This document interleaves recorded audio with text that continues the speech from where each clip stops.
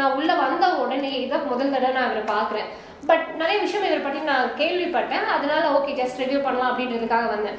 உள்ள வந்து ஸ்டார்ட் பண்ணுறதுக்கு முன்னாடியே சார் தப்பா மட்டும் எடுத்துக்காதீங்க, அவங்களை டெஸ்ட் பண்ணுறேன்னு நினச்சிக்காதீங்க, ஜஸ்ட் ஒரு இது மட்டும் எனக்கு பார்த்து சொல்லுங்க, நான் கொஞ்சம் கிளாரிட்டி எனக்கு கிடைக்கும் அப்படின்னு சொன்னேன். ஜாதகம் எடுத்துட்டு வந்து ஜாதகம்லாம் ஒன்றும் வேண்டாம், ஜஸ்ட் உங்களோட நான் எல்லா பக்கம் எங்கே போனாலும் என்ன சொல்லுவாங்க, நம்ம பிறந்த டைம் கேட்பாங்க, அதுக்கப்புறமா தான் டேட் ஆஃப் பர்த் சொல்லுவோம். அப்போ நமக்கு உண்டா தேவையான டீட்டெயில்ஸ் அவங்க கொடுப்பாங்க. பட் இவர் என்ன பண்ணாருன்னா என்னோட டேட் ஆஃப் பர்த் மட்டும் தான் கேட்டாங்க.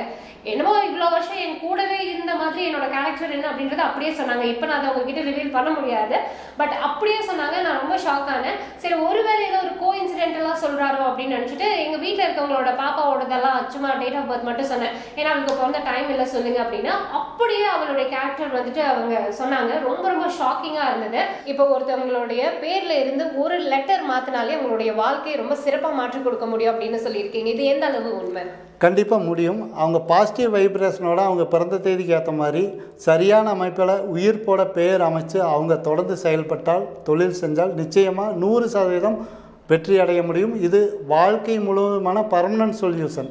சார் இப்போ திருமண தடை பிரச்சனை, குழந்தை பாக்கியம் இல்லை, இந்த மாதிரி இருக்கவங்களுக்கு எண் கணிதம் மூலியமா பலன் உண்டு? கண்டிப்பாக பண்ண முடியும்.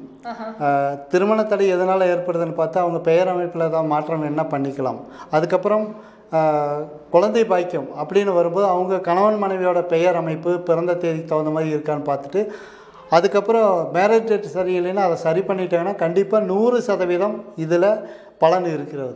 சார் பல லட்சம் செலவு பண்ணி ஒரு பிஸ்னஸ் ஸ்டார்ட் பண்ணுறாங்க, ஆனாலும் அவங்களால அதில் ஜெயிக்க முடியல. சீக்கிரமாக வந்துட்டு அதில் வந்துட்டு நிறைய பேர் தோல்வியை சந்திக்கிறாங்க.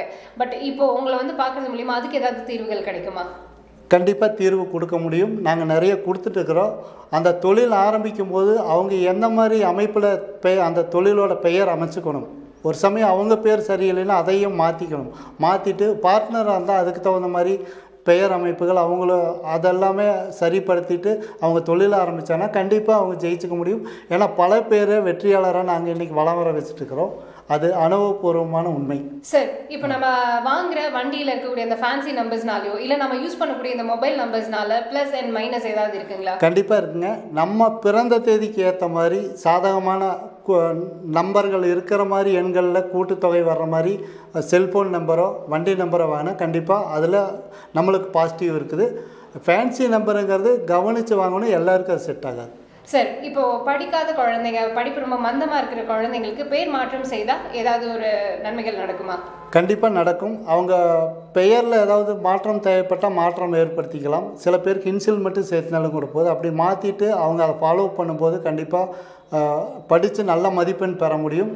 ஸ்கூலுக்கு போகலை, இப்போ குழந்தைங்க மார்க் வாங்கலைன்னு வருஷத்துக்கு ஒரு 1000 பேர் எங்கிட்ட வர்றாங்க.